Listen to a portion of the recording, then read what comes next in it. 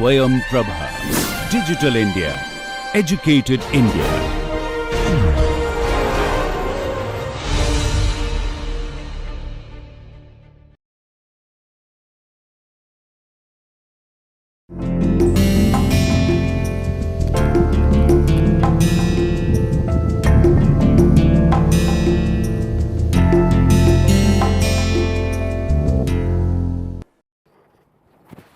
नमस्कार। आज हम थॉमस हॉब्स के राजनीतिक चिंतन के बारे में बातचीत करेंगे। अभी तक हमने जिन राजनीतिक दार्शनिकों के चिंतन के बारे में बातचीत की है उसमें थॉमस हॉब्स इसलिए अनूठे हैं क्योंकि इनके समय से यह कहा जा सकता है कि आधुनिक दौर का चिंतन पूरी तरह आरंभ हो गया। हमने जिसे हम कह सकते हैं प्राचीन ग्रीक चिंतन, उसमें से कई विद्वानों या कई चिंतकों के राजनीतिक विचारों का अध्ययन किया। फिर हमने मध्य युग में सेंट ऑगस्टाइन और सेंट थॉमस एक्विनास के विचारों को देखा और उसके बाद हमने मैकियावेली के विचारों को देखा था, जिसमें हमने यह बात की थी कि किस तरह से मैकियावेली मध्य युग की प्रवृत्तियों को नकारते हैं, लेकिन आधुनिक युग में होने वाले बदलावों को वो बहुत ही साफ तरीके से सामने नहीं रख पाते हैं। थॉमस हॉब्स इसलिए एक महत्वपूर्ण थिंकर हैं या इसलिए एक महत्वपूर्ण राजनीतिक दार्शनिक हैं क्योंकि इन्होंने अपने लेखन के माध्यम से एक नए तरह की विज्ञान या राजनीति विज्ञान की कल्पना की, उसको पूरी तरह से एक वैज्ञानिक आधार दिया।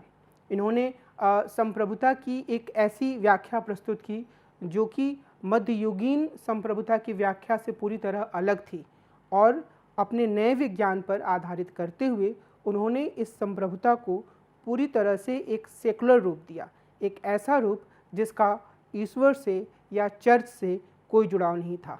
हम यह कोशिश करेंगे कि थॉमस हॉब्स के माध्यम से हम आधुनिक राजनीतिक दर्शन या आधुनिक राजनीतिक चिंतन की जो कुछ नई प्रवृत्तियां उभर कर सामने आएँ उसके बारे में आज स्पष्टता से बातचीत करें। जो हम पूरी बातचीत करेंगे उसमें प्रस्तावना के बाद हम जीवन परिचय और ऐतिहासिक संदर्भ पर विचार करेंगे, हॉब्स और उनके नए विज्ञान की बात करेंगे और इससे पहले या यहीं पर मैं आपको यह भी बताने का प्रयास करूंगा कि एक सामाजिक समझौतावादी सिद्धांतकार के रूप में या एक सोशल कॉन्ट्रैक्ट की बात करने वाले सामाजिक सिद्धांतकार के रूप में हॉब्स को हम कैसे देख सकते हैं या उन्हें कैसे उस पूरे विमर्श में अवस्थित कर सकते हैं या सिचुएट कर सकते हैं। उसके बाद हम हॉब्स द्वारा प्रस्तुत मानव प्रकृति की अवधारणा, प्राकृतिक अवस्था की अवधारणा, प्राकृतिक कानून के बारे में उनके विचार और वो जिस तरीके से बताते हैं कि सामाजिक समझौता होता है और राज्य का निर्माण होता है, उसके बारे में हम चर्चा करेंगे। इसके बाद हम हॉब्स की संप्रभुता की अवधारणा की बात करेंगे। हॉब्स का राजनीतिक दायित्व का सिद्धांत किस रूप में आता है, हम इसके बारे में भी चर्चा करेंगे। फिर हम देखेंगे कि हॉब्स के सैद्धांतिकरण की या हॉब्स के द्वारा प्रस्तुत विचारों की कुछ सीमाएं क्या हैं और उसके बाद हम अपनी इस चर्चा को निष्कर्ष के स्तर पर लाकर ख़त्म करेंगे। थॉमस हॉब्स का जन्म 1588 में हुआ था और ये आधुनिक सामाजिक समझौतावादी सिद्धांतकारों में सबसे प्रमुख स्थान इनका है।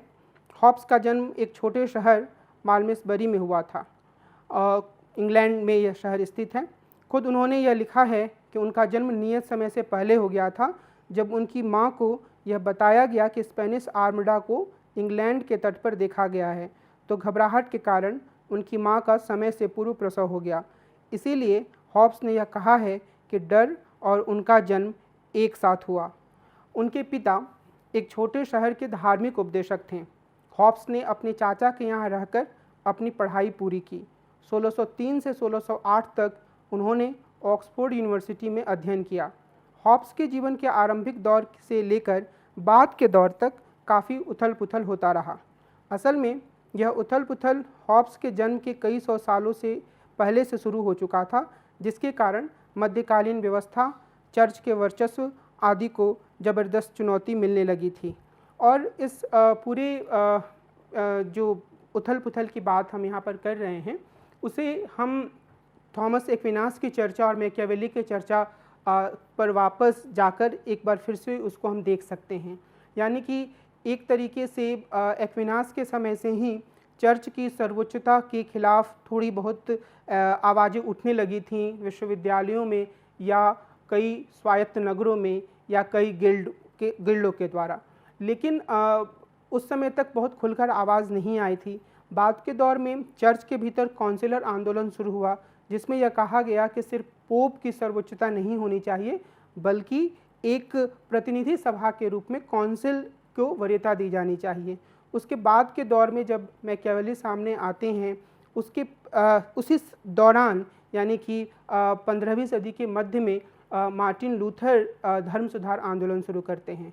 उसके पहले पुनर्जागरण की प्रवृत्ति सामने आती है, जो कि विद्वानों के भीतर और लोगों के भीतर यह चेतना भरती है कि उन्हें किसी दी हुई चिंतन व्यवस्था को पूरी तरह स्वीकार नहीं करना है, बल्कि खुद नए सिरे से चीज़ों को सोचना है। तो ये जो एक सोच थी उसने वैज्ञानिक पद्धति को भी बढ़ावा दिया। कई स्तरों पर वैज्ञानिक खोज होने लगे। कई वैज्ञानिकों ने तरह तरह की चीज़ों को ईजाद किया। पहली बार यह कहा गया कि असल में जो सूरज है वो धरती का चक्कर नहीं काटता है। कोपरनिकस ने सबसे पहले यह विचार रखा, बल्कि धरती जो है वो सूरज का चक्कर काटती है। उसके बाद गैलीलियो ने इन विचारों को ज़्यादा अच्छे तरीके से रखा।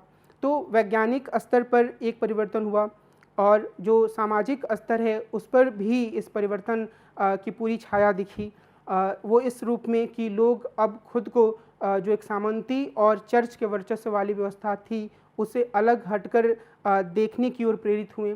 धार्मिक स्तर पर जैसे मैंने शुरुआत में कहा, मार्टिन लूथर ने एक नए प्रोटेस्टेंट धर्म का आगाज़ किया, जिसका अर्थ यह था कि वह कैथोलिक धर्म की जो रूढ़ियाँ थीं, कैथोलिक धर्म में जो चर्च का वर्चस्व था, उससे अलग एक धर्म या ईसाई धर्म के भीतर एक संप्रदाय के रूप में प्रोटेस्टेंट धर्म या प्रोटेस्टेंट संप्रदाय को लेकर सामने आए, जिसमें यह कहा गया कि अगर हमें ईश्वर से संपर्क करना है तो उसके लिए किसी मध्यस्थ की ज़रूरत नहीं है, हम सीधे तौर पर ईश्वर से संपर्क कर सकते हैं। और इसके साथ ही प्रोटेस्टेंट संप्रदाय या धर्म के उभार के साथ ही जो बहुत तरह के शासक थे उनके भीतर यह प्रवृत्ति जगी कि वो खुद को चर्च से मुक्त करें। जब लोगों के भीतर जो दूसरी तरफ से एक चेतना आ रही थी, उसका नतीजा संसद के शक्तिशाली होने के रूप में भी सामने आया, विशेष रूप से इंग्लैंड में। तो जब थॉमस हॉब्स का जन्म हुआ और जब थॉमस हॉब्स बड़े हो रहे थे और जब वो अपनी युवावस्था के दहलीज पर पहुंच रहे थे, उस समय इंग्लैंड इस तरह के परिवर्तनों से गुजर रहा था। ये एक तरह का उथल पुथल था जो धार्मिक स्तर पर, सामाजिक स्तर पर, ज्ञान के क्षेत्र में और राजनीतिक क्षेत्र में मौजूद था। और राजनीतिक क्षेत्र में विशेष रूप से इंग्लैंड में एक तरह का आंदोलन चल रहा था 17वीं सदी में, जबकि संसद और राजा के बीच में एक तरह का टकराव था। संसद ये मानती थी कि वह चूँकि वो लोगों का प्रतिनिधित्व करती है, भले ही वो लोग कितने भी सीमित हों, इसलिए राजा को मनमानी करने का अधिकार नहीं है। यानी संसद राजा की शक्तियों को कम करना चाहती थी। और इसी में एक ऐसी स्थिति सामने आई जिसके कारण से 1642 में इंग्लैंड में गृह युद्ध की शुरुआत हो गई। इसमें राजा के विरोधियों ने असीम राजतंत्र को नकारा और इस बात पर बल दिया कि राजा संसद की सहमति के बिना काम नहीं कर सकता है, क्योंकि संसद लोगों की प्रतिनिधि संस्था है। राजा अपनी सेकुलर शक्तियों पर धार्मिक संस्थाओं के नियंत्रण को स्वीकार करने के लिए तैयार थे, जो कि चार्ल्स फर्स्ट थे, लेकिन वह संसद को ज़्यादा शक्ति नहीं देना चाहते थे। संसद की तरफ से लड़ रही सेना में भी दो धड़े थे, एक रूढ़िवादी धड़ा था और दूसरा रेडिकल धड़ा था। ओलिवर क्रॉमवेल रूढ़िवादी धड़े के नेता थे जो सीमित मताधिकार देना चाहते थे। यह धड़ा एंग्लिकन कोड भी लागू करना चाहता था, यानी कि इस पर धर्म का भी अच्छा खासा प्रभाव था। दूसरी तरफ रेडिकल समूह था जिसे लेवलर्स के नाम से भी जाना जाता था। यह पूर्ण धार्मिक स्वतंत्रता चाहता था और ज़्यादा से ज़्यादा लोगों को मतदान का अधिकार देना चाहता था। गृह युद्ध में संसद समर्थकों की जीत हुई और 1649 में राजा चार्ल्स वन को पर मुकदमा चला और उन्हें मौत की सज़ा दे दी गई। क्रॉमवेल 1651 में प्रधानमंत्री बने। गृह युद्ध के दौरान हॉब्स को इंग्लैंड से बाहर निर्वासन में रहना पड़ा। वे 1640 में इंग्लैंड छोड़कर गए और 1651 में वापस लौटे और बाद के दौर में, इस दौर में ही उन्होंने काफ़ी कुछ लेखन का काम किया जब उन्हें निर्वासन में भेजा गया। निर्वासन से पहले के दौर में भी, यानी कि 1630 के दशक में भी उन्होंने कुछ पुस्तकों को लिखा और इन पुस्तकों में वो हमेशा ही राजतंत्र के समर्थक के रूप में सामने आए और उन पर इंग्लैंड के गृह युद्ध का और इंग्लैंड के राजा के मारे जाने का बहुत ही गहरा प्रभाव पड़ा। उसे उन्होंने एक बहुत ही भयानक घटना के रूप में देखा और इस घटना की उन्होंने तीखी निंदा भी की और इन सब घटनाओं का उनके लेखन पर काफ़ी गहरा प्रभाव पड़ा। अगर हम हॉब्स के राजनीति सिद्धांत को रचने की जो पूरी प्रक्रिया है उसको उनकी पुस्तकों के माध्यम से समझें तो हम ये देखेंगे कि अपने पूरे जीवन काल में वह एक सक्रिय लेखक के रूप में काम करते रहें, भले ही वो इंग्लैंड में रहे हों या गृह युद्ध के कारण उन्हें इंग्लैंड छोड़कर बाहर जाना पड़ा हो। तो इस पूरे उथल पुथल के दौर में हॉब्स ने अपने राजनीतिक सिद्धांत की रचना की। उनकी कुछ प्रमुख कृतियां हैं जिसमें कि थ्योसिडिडस की history of the Peloponnesian war का उन्होंने इंग्लिश में अनुवाद किया था 1628 में। ह्यूमन नेचर और the fundamental element of policy ये पुस्तक उन्होंने लिखी थी 1630 के दशक के आखिरी वर्षों में। और डी कॉर्पोरे पॉलिटिको या द एलिमेंट्स ऑफ लॉ, इसकी भी रचना उन्होंने इसी दौर में की और इन दोनों में ही उन्होंने एक तरीके से राजतंत्र का समर्थन किया जिसके कारण से उन्हें इंग्लैंड से बाहर जाना पड़ा था। इंग्लैंड से बाहर रहते हुए उन्होंने डी सीवे जो कि 1642 में लैटिन में प्रकाशित हुआ और 1651 में इंग्लिश में philosophical rudiments concerning government and society को उन्होंने लिखा और फिर 1651 में ही उनकी पुस्तक लेवियाथन प्रकाशित हुई और ब्रह्मोत्थ एक मृत्युपरांत बुक या पुस्तक के रूप में प्रकाशित हुई जिसमें उन्होंने यह दिखाने का प्रयास किया कि किस तरीके से जो गृह युद्ध हुआ था वो एक तरीके से इंग्लैंड के लिए त्रासदीपूर्ण स्थिति थी और उसमें राजा या शासक का मारा जाना सही नहीं था। तो जब हम थॉमस हॉब्स के राजनीति सिद्धांत या राजनीति चिंतन की बात करेंगे तो अन्य सारी रचनाओं से कुछ कुछ महत्वपूर्ण तत्व सामने आते हैं, लेकिन जो उनकी सबसे प्रमुख रचना मानी जाती है वो लेवियाथन मानी जाती है जो 1651 में प्रकाशित हुई थी। और हम इसी रचना में जो उन्होंने सामाजिक समझौते का सिद्धांत प्रस्तुत किया उसके बारे में बात करेंगे। सामाजिक समझौते का जो पूरा सिद्धांत है वो एक प्राचीन सिद्धांत है और हम सुकरात से संबंधित जो विचार हैं उसमें भी इसकी बुनियाद देख सकते हैं, जहाँ पर जब क्रीटो उनके दोस्त आते हैं और सुकरात को मौत की सज़ा मिल चुकी होती है और उनसे यह कहते हैं कि आपको एथेंस को छोड़कर जेल से भाग जाना चाहिए, तो सुकरात वहाँ पर यह कहते हैं कि एथेंस ने ही उन्हें सब कुछ दिया है और वह एक तरीके के दायित्व से बंधे हुए हैं एथेंस के साथ, तो वो एक समझौते की बात ही वहाँ पर आती है। तो प्राचीन दौर में भी इस तरह की समझौते की बातें होती रहीं। जब ऑगस्टाइन इस विचार को रखते हैं कि लोग अपनी आवश्यकताओं को पूरा करने के लिए जो वो अर्थली सिटी और हेवनली सिटी का पूरा एक संकल्पना प्रस्तुत करते हैं और उसमें कहते हैं कि लोग अपनी बुनियादी आवश्यकताओं को पूरा करने के लिए राज्य को निर्मित करते हैं या राज्य उनकी बुनियादी आवश्यकताओं को पूरा करने के साधन के रूप में सामने आता है। तो वहाँ भी एक तरह के सामाजिक समझौते की बात होती है, हालांकि उस रूप में नहीं होती है जिस रूप में आधुनिक दौर में सामाजिक समझौतावादी सिद्धांतकारों ने इसे आरंभ किया। अब अगर हम सामाजिक समझौता के सिद्धांत को समझें तो हमें कुछ बुनियादी चीज़ों के बारे में बिल्कुल साफ हो जाना चाहिए। पहली बात तो यह है कि हमें अपने दिमाग से यह बात बिल्कुल हटा लेनी चाहिए कि यह कोई ऐतिहासिक वृत्तांत है। सामाजिक समझौता एक ऐतिहासिक वृत्तांत नहीं है, बल्कि यह एक ऐसा टूल या एक ऐसा माध्यम है जिसके द्वारा कुछ राजनीतिक सिद्धांतकारों ने, कुछ राजनीतिक दार्शनिकों ने अपनी आदर्श व्यवस्था का वर्णन करने का प्रयास किया। तो उन्होंने इसका उपयोग किया एक साधन के रूप में जिसके द्वारा वह यह दिखा सकें कि किस तरह का राज्य एक आदर्श राज्य हो सकता है और किस तरह की व्यवस्था को आदर्श व्यवस्था माना जा सकता है। आमतौर पे हम जिन सामाजिक समझौता सिद्धांतकारों का अध्ययन करेंगे इस पूरी चर्चा में, उसमें अभी हॉब्स, उसके बाद लॉक और फिर रूसो, इन तीन सिद्धांतकारों पर हम ध्यान देंगे और जब हम समकालीन चिंतकों की बात करेंगे तो हम जॉन रॉल्स की भी बात करेंगे, जो कि दूसरे अर्थों में सामाजिक समझौता का विचार का उपयोग करते हैं, हालांकि उनका तरीका थोड़ा अलग है।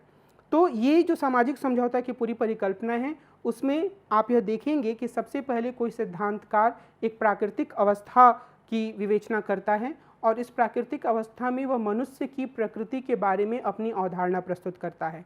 हर राजनीतिक दार्शनिक अलग अलग तरीके से मनुष्य की प्रकृति को देखता है, उसके आधार पर वह प्राकृतिक अवस्था या स्टेट ऑफ नेचर की बात करता है और इसके बाद वह यह बताने की कोशिश करता है कि चूँकि इस प्राकृतिक अवस्था में कुछ ऐसी समस्याएं सामने आ गई जिससे मनुष्य निपट नहीं सकते थे, जो उनके अस्तित्व के लिए घातक साबित हो रही थी, जिससे वो बाहर निकलना चाहते थे, तो वो एक समझौता करते हैं।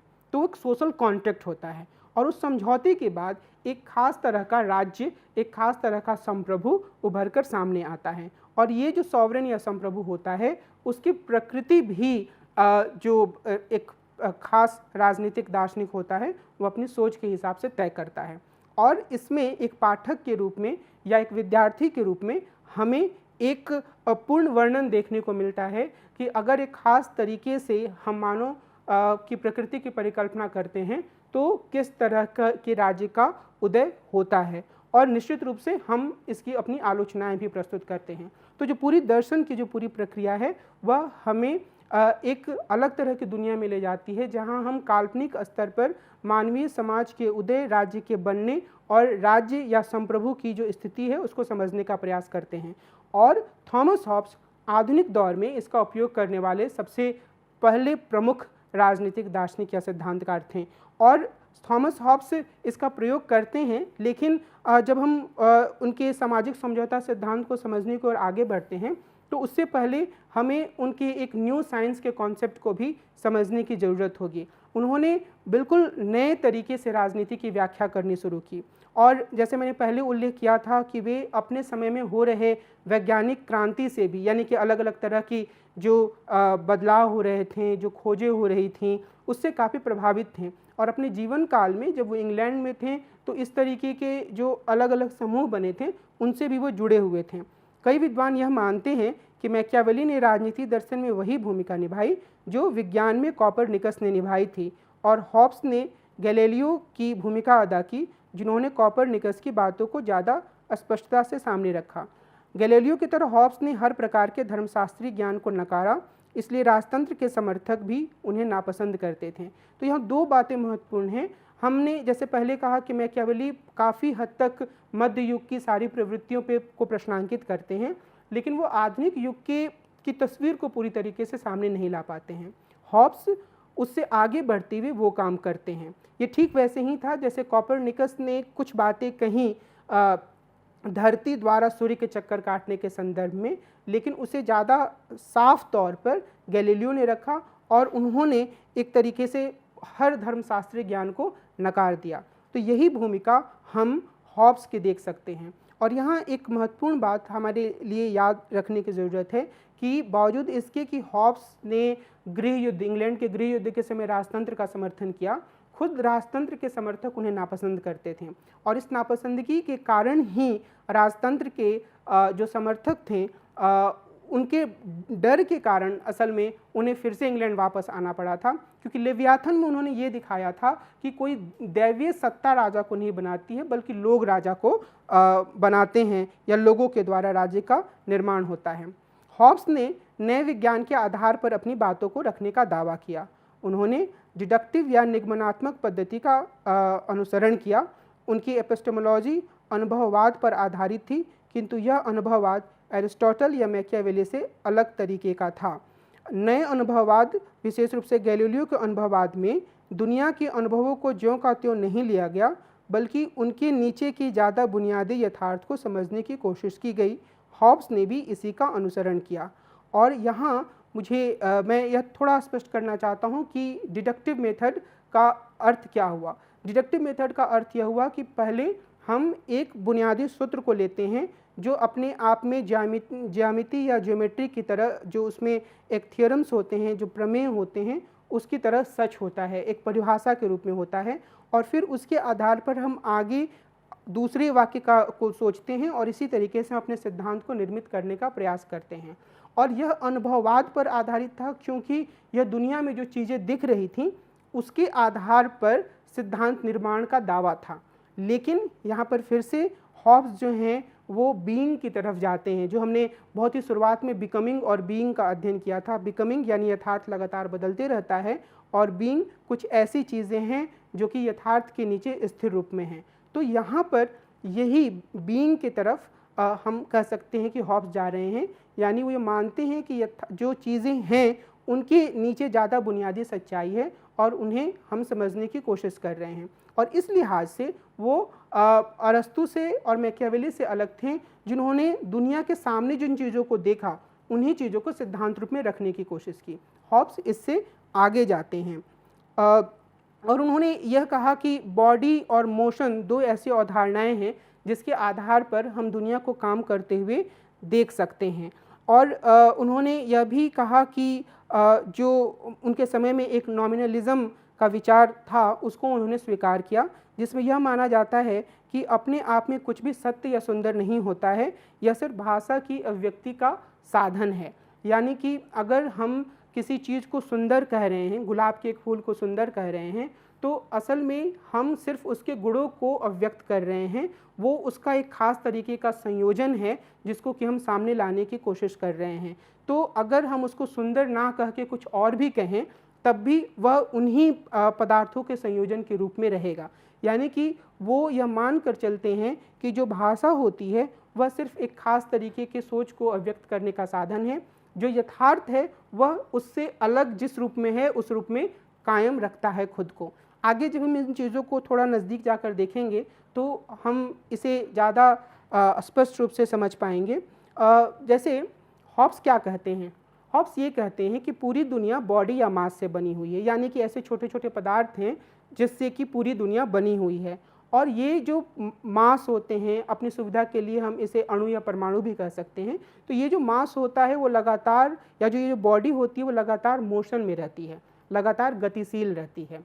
अब जब यह गतिशील रहती है तो जैसा कि एरिस्टोटल बोलते हैं कि हर किसी चीज़ की एक टेलियोलॉजी होती है, तो यहाँ कोई टेलियोलॉजी या कोई उद्देश्य नहीं होता है। बिना उद्देश्य के सारे मास या सारे जो कण हैं वो इधर उधर भटक रहे हैं, और जब ये एक साथ संयोजित हो जाते हैं किसी रूप में तो एक वस्तु का निर्माण होता है। जब मास एक खास तरीके से संयोजित होते हैं तो इंसान बनता है, जब वो किसी दूसरे तरीके से संयोजित हो जाते हैं तो वो फूल बनता है, और इस रूप में यह एक खास तरीके का रूप ग्रहण करता है और उसी के आधार पर मनुष्य भी निर्मित होता है। तो मनुष्य जो है उनका यह कहना है, अगर हम इसका निहितार्थ निकालें, कि मनुष्य भी उसी पदार्थ से बना हुआ है जिस पदार्थ से दूसरे सारे जीव, मनुष्यों में सभी मनुष्य एक ही तरह के पदार्थ के बने हुए हैं। मनुष्यों को किसी ईश्वरीय सत्ता ने नहीं बनाया है, बल्कि खास तरीके के जो मास हैं वो एक समय में आकर एक खास तरीके के संयोजन में आ जाते हैं तो मनुष्य निर्मित हो जाते हैं। तो जो चर्च कह रहा है कि हम ईश्वर की संतानें हैं उसका कोई मतलब नहीं है। जो यह बताया जा रहा है कि कुछ लोग ज़्यादा उच्च हैं कुछ लोग निम्न हैं उसका भी कोई मतलब नहीं है। तो हर कोई एक ही तरीके के मास से बना हुआ है। और इस लिहाज से जब वो मानव प्रकृति का वर्णन करते हैं तो उसमें वो दो प्रमुख बातों को ले आते हैं। वो कहते हैं कि मानव शरीर के भीतर दो तरह की गतिकी होती है, दो तरह की का मोशन होता है। और ये मोशन कैसा होता है? एक अनैच्छिक मोशन होता है और दूसरा स्वैच्छिक होता है। एक जो है वो इनवॉलेंट्री होता है और दूसरा वॉलेंट्री होता है। जो इनवॉलेंट्री होता है उसका मतलब ये है कि उस पर हमारा कोई नियंत्रण नहीं है। इसका अर्थ क्या है? इसका अर्थ यह है कि एक निश्चित समय के बाद हमें सांस लेने की ज़रूरत पड़ती है, एक निश्चित समय के बाद हमें भूख लगती है, एक निश्चित समय के बाद हमें नींद आती है, और हम जब तक इन चीज़ों को सही तरीके से करते हैं हम स्वस्थ रहते हैं। और हम कोई भी इंसान यह दावा नहीं कर सकता है कि वह 24 घंटे से ज़्यादा जगा रह सकता है। कुछ लोग बहुत ही जुझारू हों तो शायद वो 2 दिन लगातार बिना सोए रह जाएं, पर उसके बाद उनका अपने ऊपर से नियंत्रण चला जाता है और उन्हें सोना पड़ता है। तो इस लिहाज से ये सारी अनैच्छिक गतिविधियां हैं। और स्वैच्छिक गतिकी क्या है? स्वैच्छिक गतिकी जो है वह पूरी तरीके से ऐसी गतिविधियां हैं जो हमारी अनैच्छिक गतिकी को आराम पहुंचाती हैं। सो मिसाल के तौर पर अगर मैं कुछ काम करता हूँ तो उस काम के माध्यम से, हॉब्स के सिद्धांत का अगर हम वर्णन करें तो हम यह कह सकते हैं कि उस काम के माध्यम से मुझे कुछ ऐसी परिस्थितियाँ मिलेंगी जिससे मेरी अनैच्छिक गति की जो इनवॉलेंट्री मोशन है वो ज़्यादा बेहतर होगी। शायद मैं अच्छे घर में सो पाऊँगा, शायद मैं अच्छा भोजन कर पाऊँगा, शायद मैं अच्छे माहौल में रह पाऊँगा जहाँ पर मेरी सारी इंद्रियाँ आराम से रहेंगी। तो ये एक ऐसी प्रवृत्ति है जो मनुष्यों को संचालित करती है। हम वॉलेंट्री एक्टिविटीज़ करते हैं, हम जानबूझकर कुछ गतिविधियाँ करते हैं ताकि जो हमारी अनैच्छिक गतिविधियाँ जो हमारे शरीर से जुड़ी हुई हैं वो सही तरीके से कार्य करें, और ये दोनों ही मानव प्रकृति को तय करने में महत्वपूर्ण भूमिका निभाती हैं। मनुष्य किसी तरह से अपनी अनैच्छिक गतिकी की स्थिति बेहतर बनाना चाहता है और इसीलिए वह स्वैच्छिक गतिकी करता है। इस तरह का मनुष्य सिर्फ अपने बारे में सोचता है। हॉब्स के अनुसार इस अवस्था में मनुष्यों के पास रीज़न या विवेक होता है, यानी कि जब वो प्राकृतिक अवस्था में इस मनुष्य को लेकर जाते हैं तो, और उसी के आधार पर वो अपने बारे में निर्णय करते हैं। तो यहाँ हम प्राकृतिक अवस्था की चर्चा करने से पहले थोड़ा रीज़न की बात कर लें। जो हॉब्स है उनके लिए रीज़न क्या है?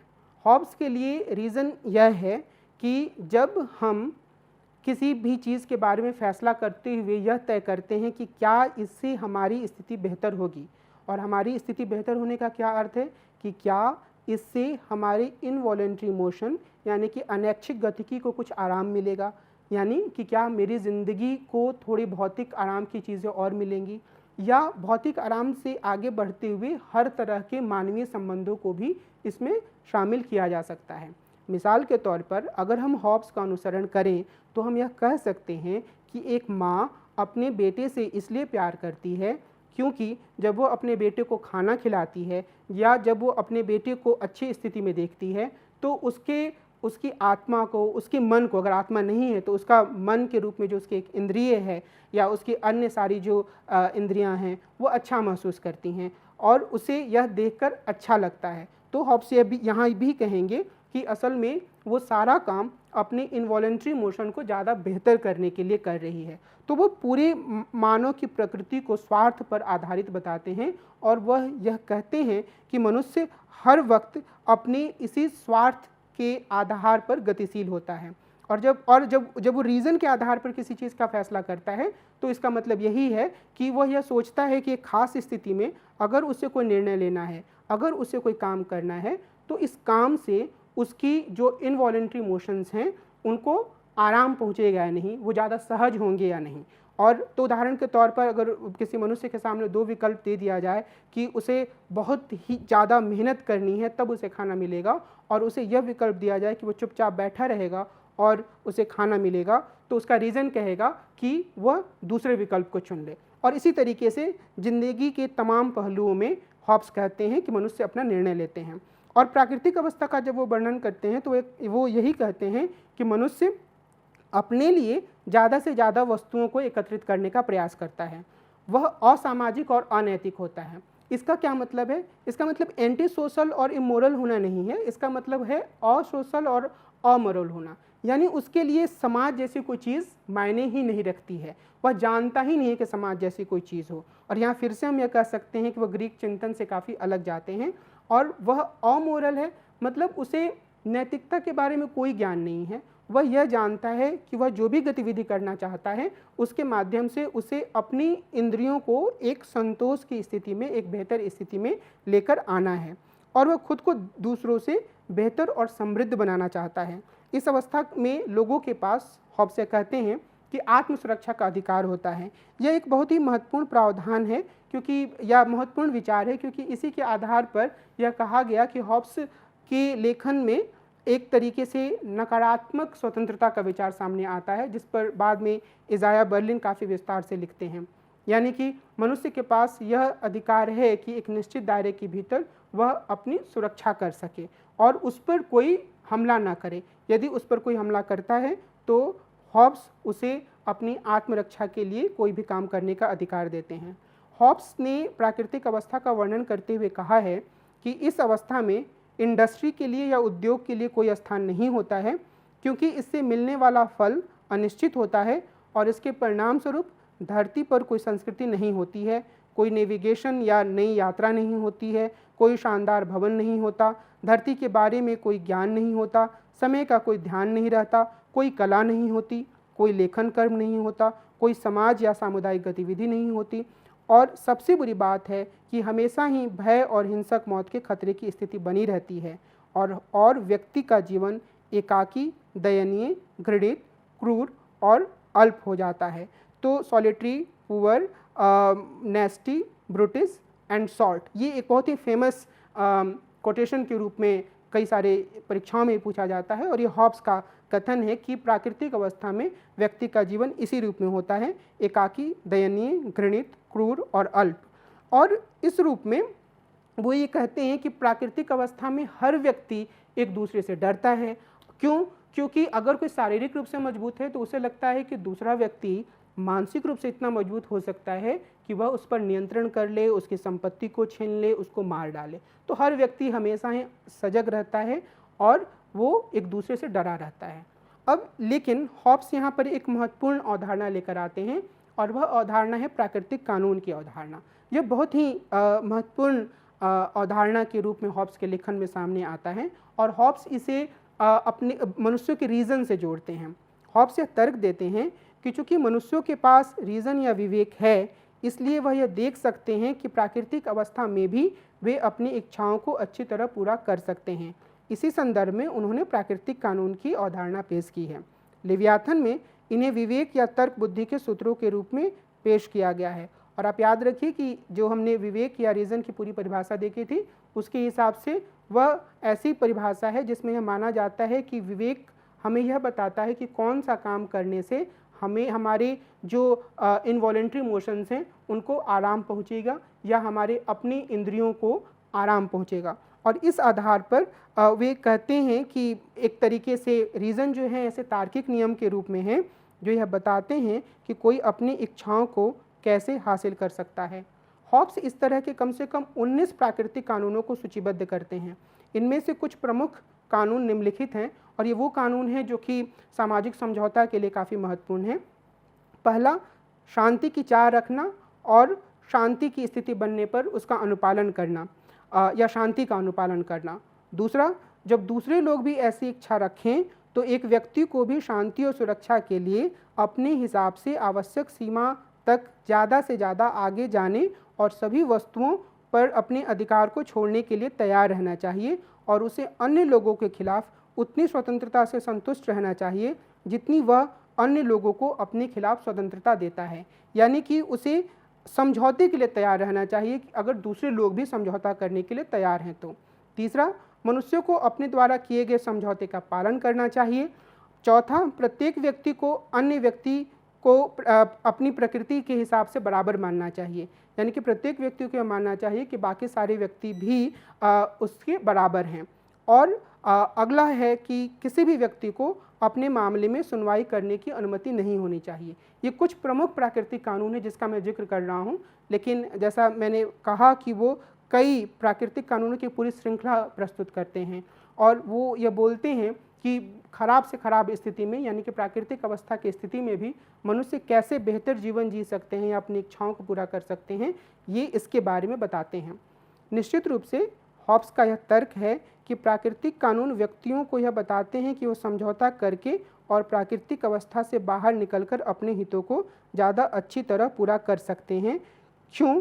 क्योंकि प्राकृतिक अवस्था में वो एक ऐसी स्थिति में है, जैसे कि मैंने आपको बताया, जहाँ वो हमेशा डर कर जी रहे हैं, जहाँ उनकी ज़िंदगी दयनीय है, जहाँ वो एकाकी हैं, जहाँ वो क्रूर हैं, जहाँ उनके पास और कोई विकल्प नहीं है सिवाय इसके कि वो सबको अपना दुश्मन माने, हमेशा डरे रहें कि कोई भी व्यक्ति आकर उनकी सारी संपत्ति और उनके जीवन को छीन सकता है।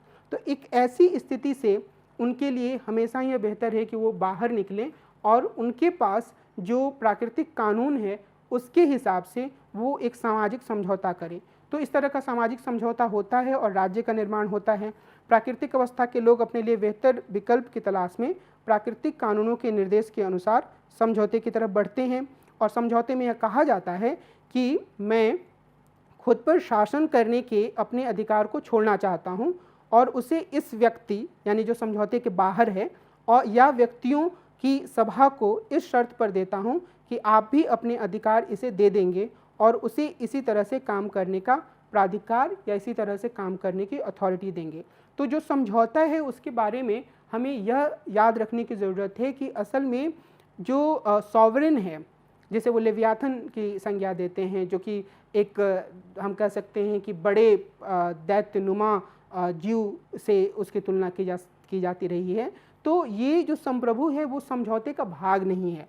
लोग आपस में समझौता करते हैं और अपने अधिकारों को, जीवन के अधिकार के अलावा अपने सभी अधिकारों को इस नए संप्रभु को दे देते हैं, जो कि एक व्यक्ति हो सकता है या व्यक्तियों की एक पूरी सभा हो सकती है, लेकिन यह व्यक्ति या व्यक्तियों की सभा इस समझौते का हिस्सा नहीं है।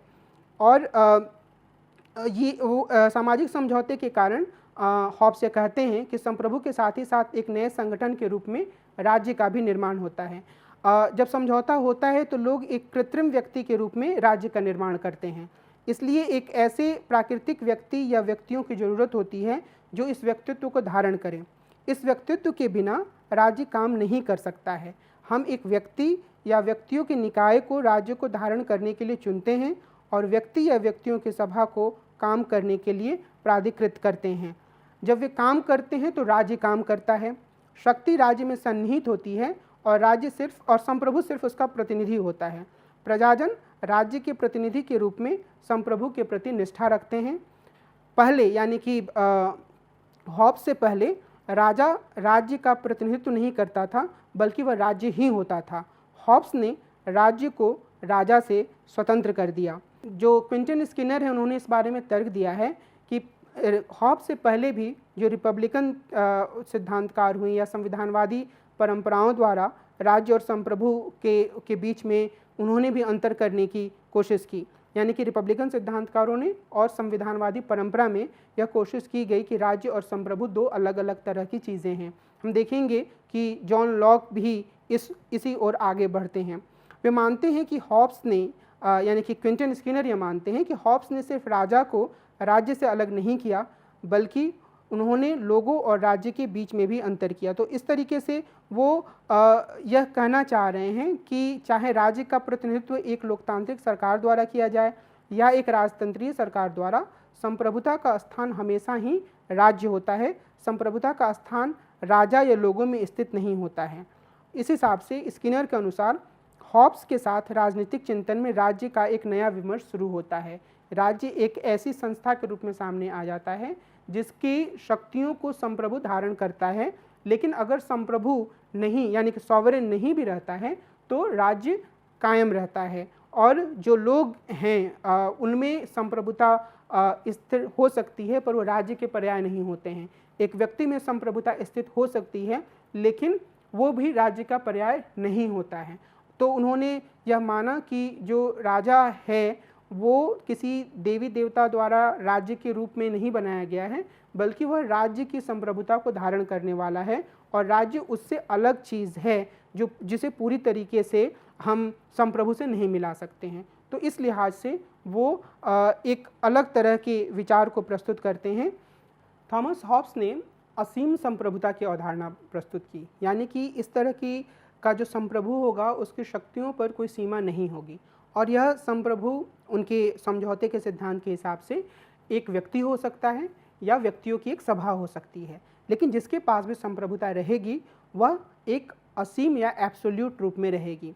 लेवियाथन के अध्याय 18 में हॉब्स ने लिखा है कि संप्रभु की अनुमति के बगैर लोग सरकार के रूप को बदलने के लिए नया समझौता नहीं कर सकते हैं।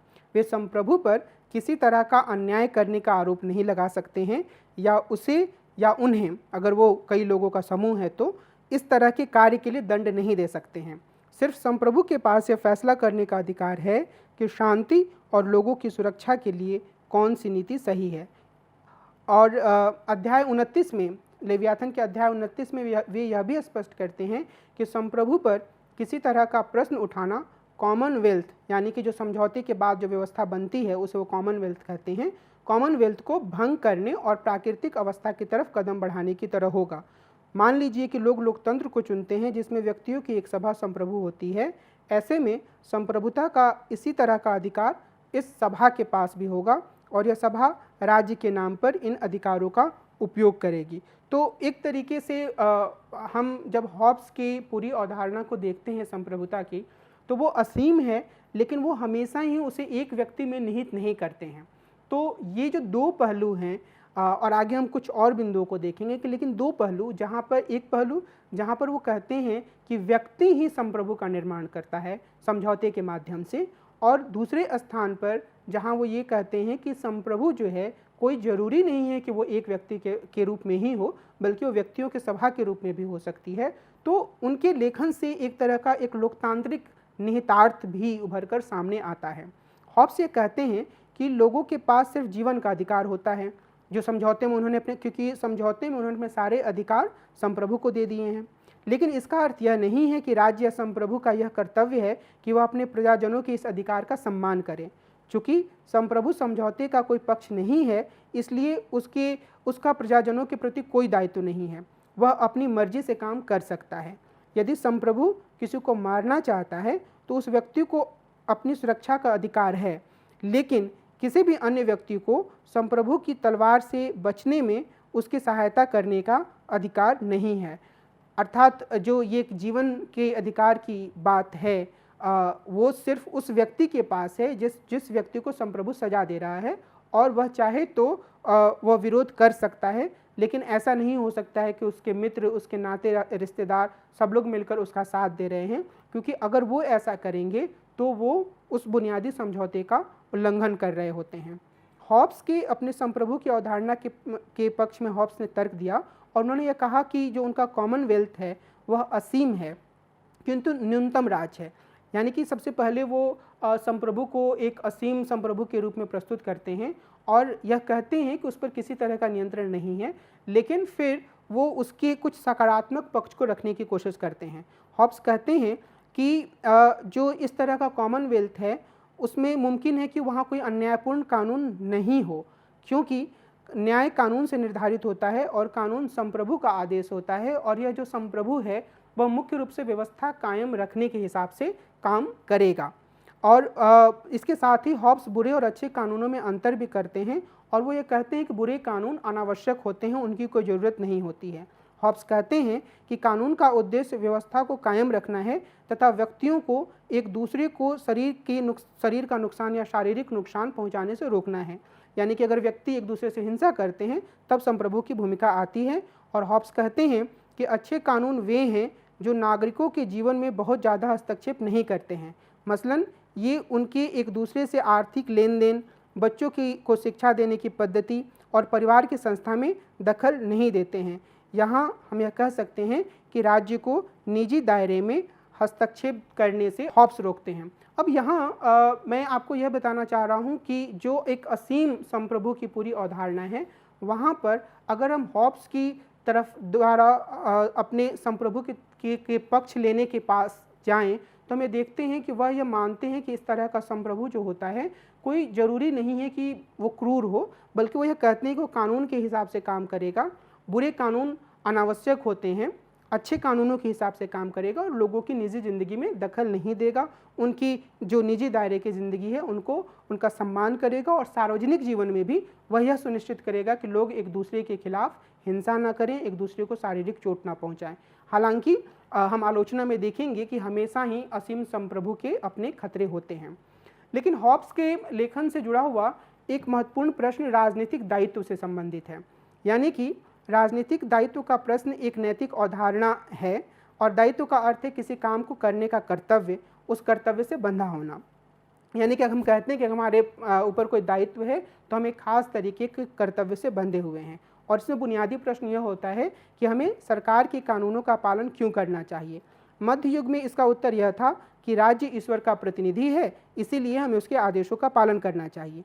लेकिन आधुनिक उत्तर यह है कि हमारा दायित्व हमारी इच्छा में निहित है, क्योंकि हमने ही सरकार को चुना है। हॉब्स के राजनीतिक दायित्व के सिद्धांत के बारे में अलग अलग तरह के दृष्टिकोण सामने आते हैं। इस संदर्भ में हॉब्स की पारंपरिक व्याख्या है जो वॉटकिंस और नेगल से जुड़ी हुई है।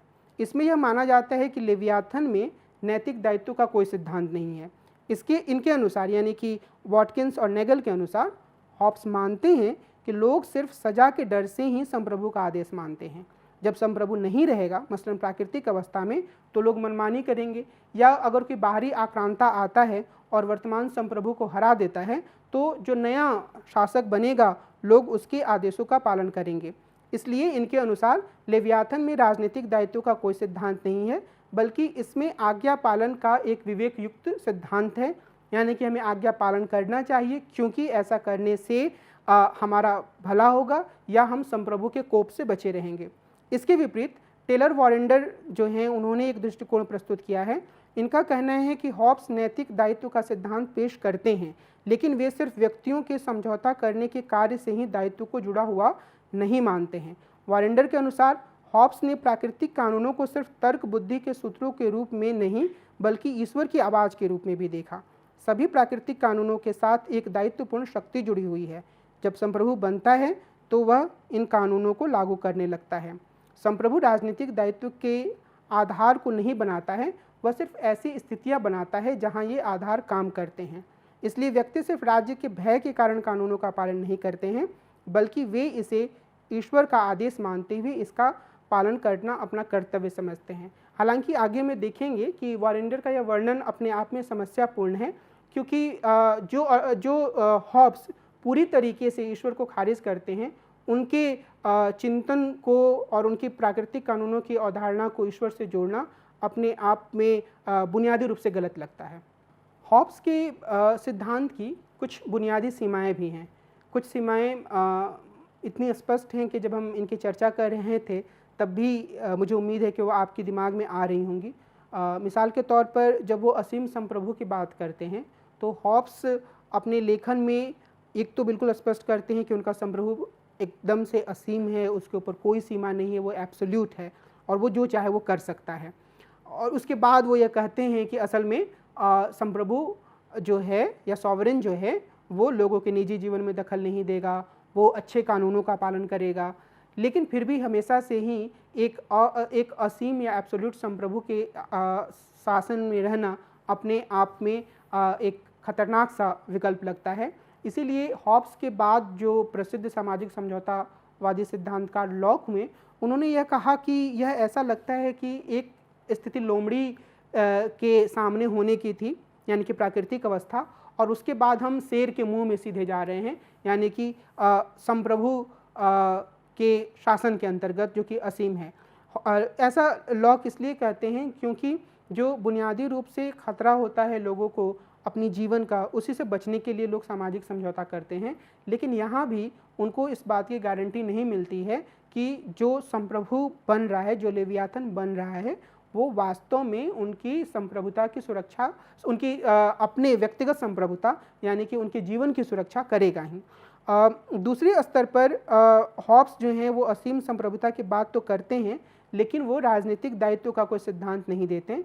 जैसा कि हमने कुछ समय पहले देखा कि कुछ सिद्धांतकार हैं जो पारंपरिक रूप से हॉब्स को पढ़ते हैं, वो तो कहते हैं कि कोई राजनीतिक दायित्व का सिद्धांत नहीं है, लेकिन टेलर वॉरेंडर थीसिस में कहा गया कि हॉब्स जो हैं वो जो प्राकृतिक कानूनों का विचार देते हैं वो ईश्वर की सत्ता से जुड़ा हुआ मानते हैं और वहाँ से एक राजनीतिक दायित्व का सिद्धांत आता है।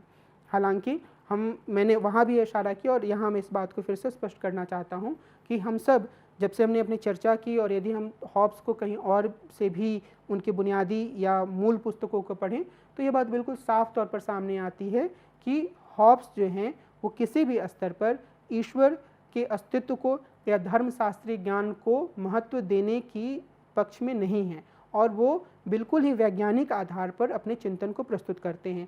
इसलिए यह कहना ज़्यादा सही है कि वो राजनीतिक दायित्व का ठोस सिद्धांत नहीं देते, बजाय इसके कि हम उसे किसी ईश्वरीय चिंतन से जोड़ें। जो दूसरी प्रमुख बात है हॉब्स की आलोचना के संदर्भ में, वो बात सामाजिक समझौता सिद्धांत से की सीमाओं से जुड़ी हुई है और सामाजिक समझौता सिद्धांत की कई तरह की आलोचनाएं आती हैं और उन आलोचनाओं में जो हॉब्स की विशिष्ट आलोचना है उस पर पहले हम ध्यान देते हैं। एक तो यह कि यह कहा जाता है कि इनका जो मानव का वर्णन है बड़ा ही एक पक्षीय है, एक पक्षीय का मतलब यह है कि वो हर एक चीज़ को इस तरीके से प्रस्तुत करते हैं मानो मानो मानो सिर्फ अपनी खुशी के लिए ऐसा काम कर रहा है, मनुष्य सिर्फ अपने अपने आनंद के लिए ऐसा कर रहा है, और वो हर हर संबंध को इसी तरीके से प्रस्तुत करने की कोशिश करते हैं। लेकिन वे जो मानवता के उदात्त मूल्य रहे हैं उनकी तरफ उनका ध्यान नहीं जाता है, जहाँ पर कई इस तरीके के संबंध होते हैं जिसकी वैज्ञानिक आधार पर बहुत व्याख्या नहीं हो पाती है, जहाँ मनुष्य एक दूसरे के लिए कुर्बानी देते हैं, जहाँ मनुष्य अपने तत्कालीन खुशियों को पर ध्यान ना देते हुए अपने बड़े हित की तरफ जाते हैं। हॉब्स यह कह सकते हैं कि वह भी वो अपने अनैच्छिक जो उनकी गतिकी है, इनवॉलंटरी मोशन है, उसकी खुशी के लिए कर रहे हैं। तो यह अपने आप में बहुत ही ठोस वर्णन नहीं लगता है, कम से कम मनुष्य की उदात्त गतिविधियों के संदर्भ में। और हकीकत यह है कि वह जिस रूप में मनुष्य को प्रस्तुत करते हैं वह सिर्फ और सिर्फ स्वार्थी मनुष्य के रूप में सामने आता है। तो इस आधार पर इनकी काफ़ी आलोचना की जाती रही है। नारीवादियों ने सामाजिक समझौता सिद्धांत की तीखी आलोचना की है, सामाजिक समझौता सिद्धांतकारों की तीखी आलोचना की है, क्योंकि इनका मानना है कि इसमें महिलाओं की चिंता या महिलाओं के प्रतिनिधित्व की बात तो कहीं सामने ही नहीं आती है, और ऐसा लगता है कि परिवार के बाहर की जो दुनिया है उसके बारे में कुछ विचार विमर्श चल रहा है, और एक तरीके से यह मान लिया गया है कि यह दुनिया मुख्य रूप से पुरुषों की दुनिया है और इसमें महिलाओं की स्थिति के बारे में ध्यान देने की कोई ज़रूरत नहीं है। फिर यह भी माना जाता है कि सामाजिक समझौता सिद्धांत जो है वो अपने आप में अनैतिहासिक है, कल्पना पर आधारित है, और इस लिहाज से यह एक छल सा भी लगता है पाठकों के साथ, क्योंकि कहानी ऐसे प्रस्तुत की जाती है मानो वो एक ऐतिहासिक कहानी हो, लेकिन अंत में जो मूल चीज़ है वो यही है कि वह एक खास व्यक्ति की खास तरह की कल्पना है, जिसमें वह मानव की प्रकृति को अपने हिसाब से गढ़ता है, जिसमें वह मानव के जीवन की समस्याओं को अपने हिसाब से गढ़ता है, और अंत में जाकर वो अपने तरीके से अपनी सोच के हिसाब से एक संप्रभु का निर्माण करता है। तो ये भी एक आलोचना सामने आती है कि यह एक व्यक्ति की कल्पना है जो कई बार हकीकत से सुसंगत नहीं लगती है। लेकिन हमें इस बात को याद रखने की ज़रूरत है कि जो हॉब्स हैं एक राजनीतिक चिंतक के रूप में वो काफ़ी महत्वपूर्ण हैं, और जैसे मैंने इशारा किया कि एक तरफ तो उन्हें असीम शासन का समर्थक माना जाता है, लेकिन दूसरी तरफ उनके लेखन में कई ऐसे तत्व हैं जो ये इशारा करते हैं कि वो एक लोकतांत्रिक सोच या लोकतांत्रिक शासन की ओर बढ़ने वाली व्यवस्था की भी हिमायत करते हैं। मिसाल के तौर पर सबसे बुनियादी स्तर पर संप्रभु का लोगों के द्वारा निर्माण, दूसरे स्तर पर यह कहना कि वो अपनी जो सुरक्षा, जो संप्रभु है वो एक व्यक्तियों की सभा भी हो सकती, एक व्यक्ति के बजाय लोगों की सभा भी हो सकती है, और तीसरे स्तर पर यह कहना कि संप्रभु असीम होता है, लेकिन असीम होने के बावजूद वह अच्छे कानूनों के माध्यम से ही शासन करेगा। तो एक लोकतांत्रिक सोच की प्रवृत्ति भी यहाँ दिखती है, लेकिन अगर हम इसे एक विवादास्पद पहलू मानकर छोड़ भी दें तो हमें हॉब्स के महत्व को इस आधार पर समझना होगा कि उन्होंने बिल्कुल साफ तरीके से राजनीति के धर्मशास्त्रीय आधार को खारिज किया। अब एक ऐसा राजनीतिक चिंतन हॉब्स के रूप में सामने आया जिसने चर्च की कोई भूमिका स्वीकार नहीं की, और उसने यह बताया कि मनुष्य किस तरीके से किसी दैवीय रचना के रूप में ना आकर बस मांस या पदार्थ के एक तरीके के संयोजन के रूप में सामने आता है, और अपने हित, अपने स्वार्थ और अपनी खुशी के लिए वो अलग अलग तरह की गतिविधियां करता है। तो इस लिहाज से मध्ययुगीन मूल्यों से कटे हुए और एक नए तरह के आधुनिक चिंतन की शुरुआत जो हॉब्स हैं वो करते हैं, और उन्होंने इसके माध्यम से राजा के दैवीय सिद्धांत को भी खंडित किया। नकारात्मक स्वतंत्रता की जो अवधारणा है वह उनके लेखन से सामने आती है। इस लिहाज से जो आधुनिक राजनीति चिंतन है उस पर हॉब्स का एक अमिट प्रभाव पड़ा है, और उनका चिंतन हमें यह दिखाता है कि किस तरीके से एक ऐसे संप्रभु की हम कल्पना कर सकते हैं जो कि सर्वशक्तिमान होता है और जो पूरी व्यवस्था को एक तरीके से नियंत्रित करने में या उसको सुव्यवस्था देने में भी सक्षम हो सकता है, हालांकि उसके अपने खतरे हैं। तो इस लिहाज से हम यहाँ सिर्फ यह कहना चाहते हैं कि अगर हम राजनीतिक चिंतन की बात करते हैं, आधुनिक राजनीतिक दर्शन की बात करते हैं, तो हॉब्स का उस पर एक अमिट प्रभाव है, और हमें हॉब्स के लेखन को इसलिए समझना आवश्यक है क्योंकि वो एक बिल्कुल ही नई दिशा की ओर हमें ले जाते हैं, जहाँ पर वो अनुभववादी और निगमनात्मक तरीके से हमें यह बताते हैं कि एक नए तरह के राजनीति विज्ञान की रचना कैसे की जा सकती है, जो मध्यकालीन मूल्यों और चर्च के प्रभाव से बिल्कुल ही अलग और मुक्त हो। हॉब्स पे मैं अपनी चर्चा को यहीं विराम दूंगा। अगली चर्चा में हम दूसरे सामाजिक समझौता सिद्धांतकार यानी कि जॉन लॉक की चर्चा करेंगे। नमस्कार।